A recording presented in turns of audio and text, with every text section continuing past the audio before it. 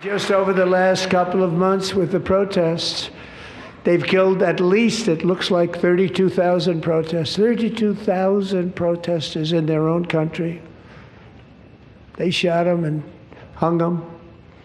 We stopped them from hanging a lot of them with the threat of serious violence, but this is some terrible people. They've already developed missiles that can threaten Europe and our bases overseas, and they're working to build missiles that will soon reach the United States of America. After Midnight Hammer, they were warned to make no future attempts to rebuild their weapons program, and in particular, nuclear weapons. Yet they continue. They're starting it all over. We wiped it out, and they want to start all over again, and are at this moment again pursuing their sinister ambitions. We are in negotiations with them. They want to make a deal, but we haven't heard those secret words. We will never have a nuclear weapon. My preference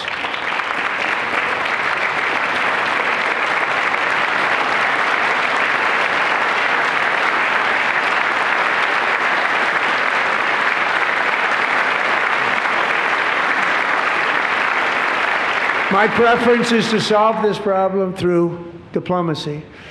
But one thing is certain, I will never allow the world's #1 sponsor of terror, which they are by far, to have a nuclear weapon. Can't let that happen.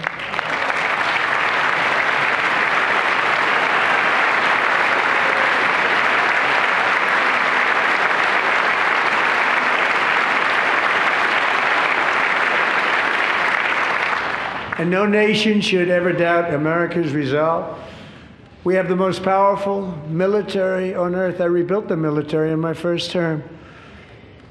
We're going to continue to do so. Also, we just approved a $1 trillion budget. We have no choice. We have to be strong, because hopefully we will seldom have to use this great power that we built together. It's really called peace through strength, and it's been very, very effective.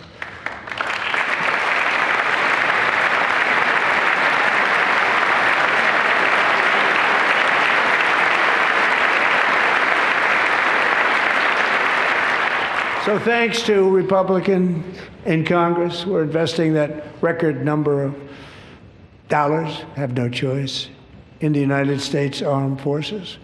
Also creating a lot of jobs, but we're not even doing it for that reason. Because as I said, we have more jobs, more people working today than ever before in the history of our country. And NATO countries are friends and allies. They are. They're our friends and they're our allies. Have just agreed, at my very strong request, to pay 5% of GDP for military defense rather than the 2%, which they weren't paying. We were paying for almost all of NATO. Now they're paying 5 as opposed to not paying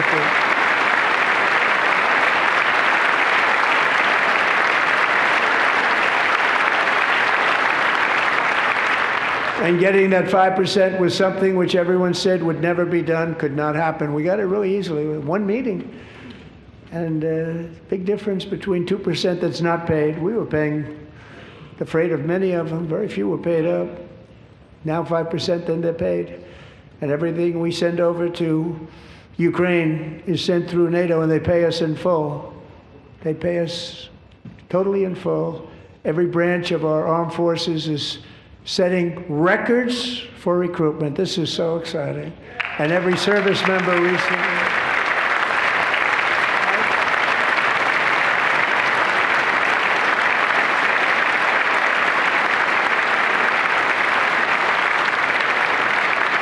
And every service member recently received a warrior dividend of $1,776.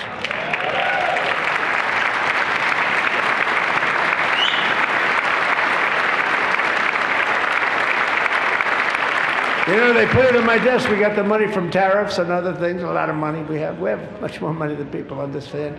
Have to rebuild that program a little bit, but it won't take long. But we got the money, and it was $1,775, and they wanted my approval.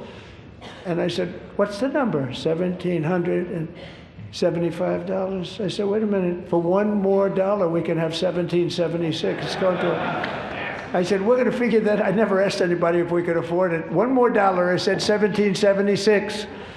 And I said, that's good. And I'll tell you what, our military, that was 4 months ago, our military, I never see a person in the military that doesn't thank me for it, so we're honored to do it. They deserve it. And we call it 1776. It was great.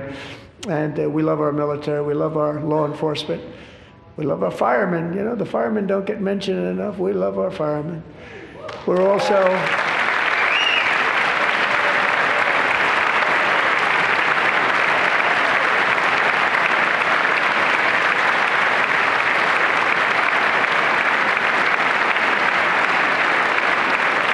We're also restoring American security and dominance in the Western Hemisphere, acting to secure our national interests and defend our country from violence, drugs, terrorism, and foreign interference. For years, large swaths of territory in our region, including large parts of Mexico, really large parts of Mexico, have been controlled by murderous drug cartels.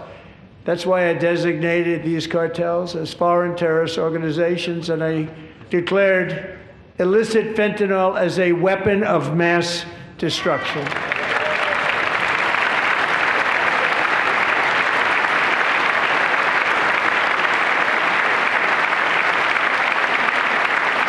And with our new military campaign, we have stopped record amounts of drugs coming into our country and virtually stopped it completely coming in by water or sea. You probably noticed that. We very seriously damaged their fishing industry also. Nobody wants to go fishing anymore. We've also taken down one of the most sinister cartel kingpins of all. You saw that yesterday. In January,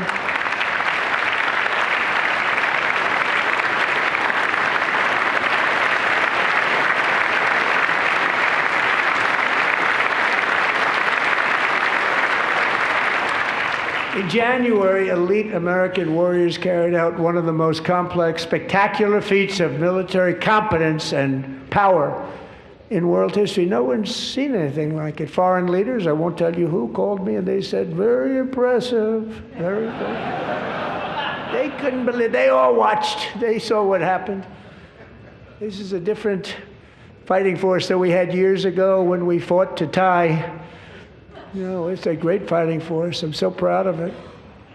Look at Space Force. Space Force is my baby, because we did that. My baby is becoming so important.